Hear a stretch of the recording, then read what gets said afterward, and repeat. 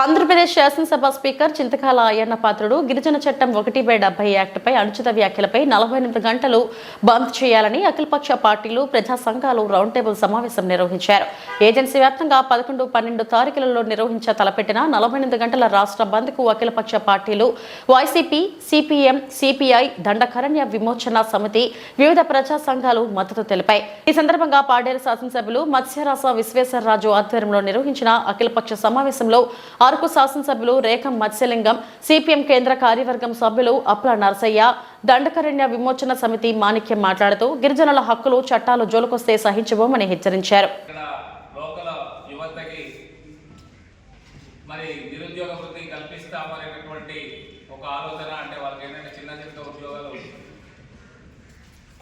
మరి వాళ్ళకి కావాలనుకున్నప్పుడు టూరిజం డెవలప్ చేస్తే బాగుంటుంది అనేటటువంటి ఒక ఆలోచనతో వీళ్ళు రకరకాల ఆలోచనలతో ఇక్కడ ప్రేరేపించడం అనేటువంటి జరుగుతూ ఉంది.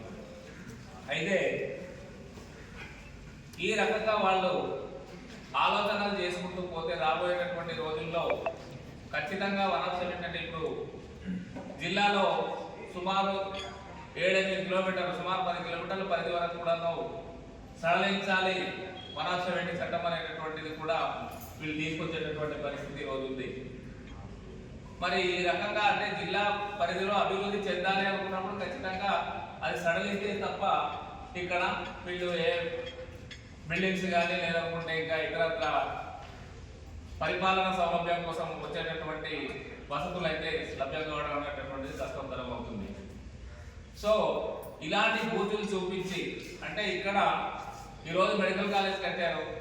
మెడికల్ కాలేజీలో సుమారు ఈ మధ్య 244 పోస్టులు ఫిల్ చేసేటటువంటి పరిస్థితి ఉంది. కానీ ఆ ఉద్యోగాలు ఎవరికి ఇస్తున్నారు? రాష్ట్రంలో ఎవరైనా వచ్చి అప్లై చేసుకొని ఆ ఉద్యోగాన్ని పొందేటటువంటి పరిస్థితి వాళ్ళకు ఉంది. కానీ మేమేం చెప్తున్నామంటే ఈ 11 మండలాల పరిధిలో ఉండేటటువంటి నిరుద్యోగాలు ఎవరైతే ఉన్నారో వాళ్ళకి మాత్రమే, ఎందుకంటే మాకు పెద్ద ఇండస్ట్రీస్ ఇక్కడ లేవు, పరిశ్రమలు అనేటటువంటిది లేకపోవడం వల్ల నిరుద్యోగిత అనేటటువంటిది చాలా ఎక్కువగా ఏజెన్సీ ప్రాంతాల్లో పెరిగేటటువంటి పరిస్థితులు ఉన్నాయి.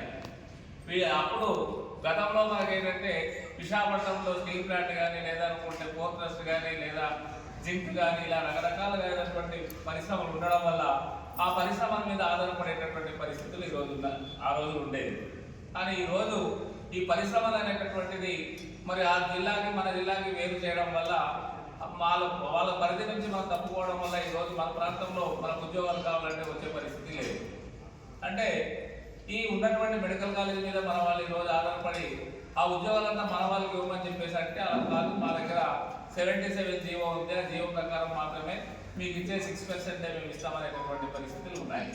కానీ ఈరోజు ఈ ప్రాంతంలో నష్టపోయింది తీవ్రంగా ఎవరు అంటే ఇక్కడ స్థానికంగా ఉండేటటువంటి గిరిజనులే. ఎందుచేతంటే ఈ రోడ్డు ఆదివాసీ ఐక్యత, ఆదివాసీ ఐక్యత, జై ఆదివాసీ, జై ఆదివాసీ. ఎందుకంటే ఒక రాజ్యాంగబద్ధమైన అర్థమైన పదవిలో అయ్యన్న పాత్రుడు ఉన్నారు. అయ్యన్న పాత్రుడు గారు అంటే మన ట్రైబల్స్కి చాలా అసూయ అనమాట. ట్రైబల్ అంటే ఆయనకి ఇష్టం లేదు, గిట్టదు కూడా. ఆయనే కాదు, చంద్రబాబు నాయుడు గారు సేమ్. ఎందుకంటే ఎప్పుడు కూడా ఈ మధ్యలో అయితే రాజకీయాలు మాట్లాడుకోదు కానీ ఎప్పుడు కూడా మా పార్టీ గెలవలేదని చెప్పేసి గిరిజన ప్రాంతాన్ని పూర్తిగా ఆయన వర్ణించలేదు. ఇక్కడున్న ఈ సంపదని ఏ విధంగా దోచుకోవాలని చెప్పేసి మొన్న విశాఖపట్నంలో మీటింగ్ ఏర్పడింది. ఆ మీటింగ్లో 1/70 ఖండించాలని చెప్పేసి వాళ్ళని మాట్లాడడం జరిగింది అయ్యన్న పాత్రుడు గారు. ఆయనకి తగలేదు, ఎందుకంటే ఒక సీనియర్ పొలిటీషియన్, మన గిరిజన ప్రాంతం పక్కనే ఆందోళన ఆయన కూడా ఉంటున్నారు. మన యొక్క ప్రాంతం కనుక అన్ని సమస్యలను తెలిసి కూడా మన జీవన శైలిని మార్చడానికి ప్రయత్నం చేయడం అనేది 1/70 అనేది ఇది రాజ్యాంగబద్ధమైన అడ్డంగా ఏర్పాటు చేస్తున్నటువంటి అయ్యన్న పాత్రుడికి సరైన బుద్ధి చెప్పాలని చెప్పేసి మనం అందరూ కూడా తెలియజేస్తుంది, రిక్వెస్ట్ చేస్తాం. గతంలో జీవో నెంబర్ 97 మన గిరిజన ప్రాంతాన్ని దోచుకున్నామని చెప్పేసి చంద్రబాబు నాయుడు గారు జీవో చూస్తే గత ప్రభుత్వంలో వెంటనే జీవో నెంబర్ 9 కూడా మా ఆధ్వర్యంలో తెలిసిన విషయం. ఆ సమయంలో అప్పారావు గారు అందరూ కూడా మాకు ఫోన్ చేసి చెప్పారు అన్నమాట, మంచి పని చేశారు అని చెప్పేసి పెద్దలందరూ కూడా ఆ రోజు చెప్పడం జరిగింది, అనేక సంఘాలు కూడా చెప్పడం జరిగింది.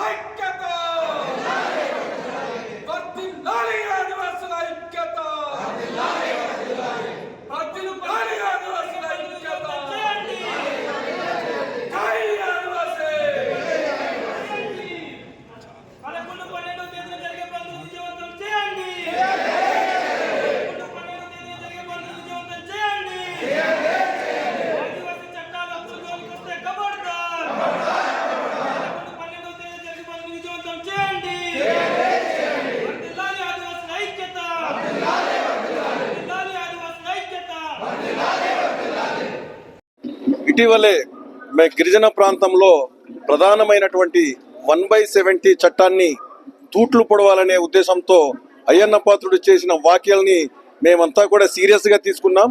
ఈరోజు పాడేరు వేదికగా అఖిలపక్ష నాయకులు అలాగే ప్రజా సంఘాలతో కలిసి ఈరోజు ఇక్కడ మేము ఒక రూపకల్పన చేయడం జరిగింది. ప్రధానంగా మేము అయ్యన్న పాత్రుడు చేసిన వ్యాఖ్యలకు ఆయన చేసిన వ్యాఖ్యలను ఉద్దేశించి మేము 11, 12 తారీఖుల్లో మేము 48 గంటల పాటు బంద్ నిర్వహించాలని చెప్పేసి మేమంతా కూడా నిర్ణయించుకోవడం జరిగింది. కాబట్టి మేము అన్ని పార్టీల నాయకులు అలాగే అన్ని ప్రజా సంఘాల నాయకులు అందరితో కలుపుకొని ఈ 11, 12 తారీఖుల్లో జరగబోయే ఈ బంద్ని విజయవంతం చేయడానికి ప్రతి ఒక్క ఆదివాసి కూడా ముందుకు రావడానికి సిద్ధంగా ఉన్నారు. ఈ బంద్ని విజయవంతం ఖచ్చితంగా చేస్తాం, అలాగే ఈ చేసినటువంటి వ్యాఖ్యల్ని తిప్పికొడతామని చెప్పేసి కూడా ఈ సందర్భంగా నిర్ణయించడం జరిగింది. మేమంతా కూడా ఈ బంద్ని విజయవంతం చేయడానికి సిద్ధంగా ఉన్నారు మా ఆదివాసులంతా. సభ్యుల వారి ఆధ్వర్యంలో మరి అఖిలపక్ష సమావేశం అనేటటువంటిది రేపు 11, 12 తారీఖుల్లో 48 గంటలు జరగబోయేటటువంటి బంద్కు పిలుపు ఇవ్వడం అనేటటువంటి జరిగింది. అయితే ఆదివాసులంతా కూడా ఈరోజు ముక్తఖండంతో 1/70 అనేటటువంటి చట్టాన్ని మేము కాపాడుకుంటామనేటటువంటి ఒక కృతనిశ్చయంతో ఈరోజు గిరిజనులంతా ఉన్నారు. మరి చౌకబారు ఆరోపణలతో లేదా చౌకబారు మాటలతో ఏజెన్సీ ప్రాంతాల్లో ఉండేటటువంటి హక్కుల్ని కానీ చట్టాలని కానీ రూపుమాపేటటువంటి ఎటువంటి నాయకుడినైనా సరే మేము ఎదుర్కోవడానికి సిద్ధంగా ఉన్నామని చెప్పేసి తెలియజేస్తున్నాం.